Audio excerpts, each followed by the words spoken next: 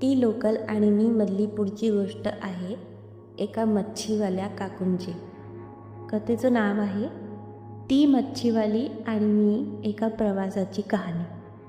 सकाळचे 6 वाजले होते. मुंबईच्या आकाशात अजूनही किंचित अंधार दाटलेला होता. मी नेहमीप्रमाणे उठून लगबगीनं आवरलं. स्वयंपाक, कपडे, ऑफिसची बॅग सगळं आवरून मी प्लॅटफॉर्मकडे निघाले, कारण माझी 6:55ची विरार लोकल चुकवायची नव्हती. जसं मी प्लॅटफॉर्मवर पोहोचले, नेहमीप्रमाणे गर्दीचं साम्राज्य होतं. स्त्रियांचा डबा शोधून मी जरा आत सरकले. इतक्यात माझ्या नजरेस एक स्त्री आली, अंदाजे 40-45 वयाची. डोक्यावर मच्छीची एक मोठी टोपली, एका खांद्यावर कपड्यांची पिशवी आणि हाताला धरून एक 10-12 वर्षांची मुलगी. ती बाई ट्रेनमध्ये चढण्याचा आटोकाट प्रयत्न करत होती.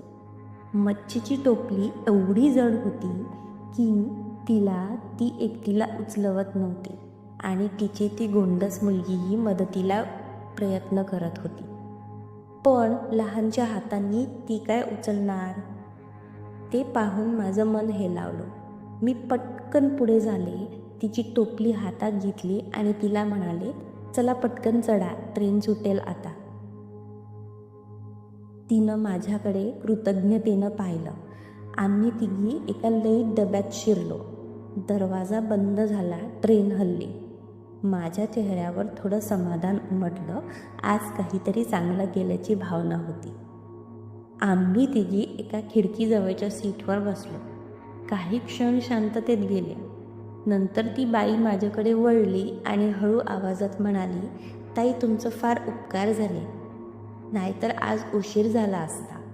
मी हसून म्हणाले, काही नाही गं, आपण सगळेच एकमेकींना मदत केली पाहिजे. तेवढ्यात तिच्या डोळ्यात पाणी आलं. हळूहळू ती बोलायला लागली, ताई, मी पालघरची आहे. नाव सुमती. पूर्वी माझा नवरा देखील मच्छी विकायचा. दोघं मिळून संसार फार चांगला चालवायचो.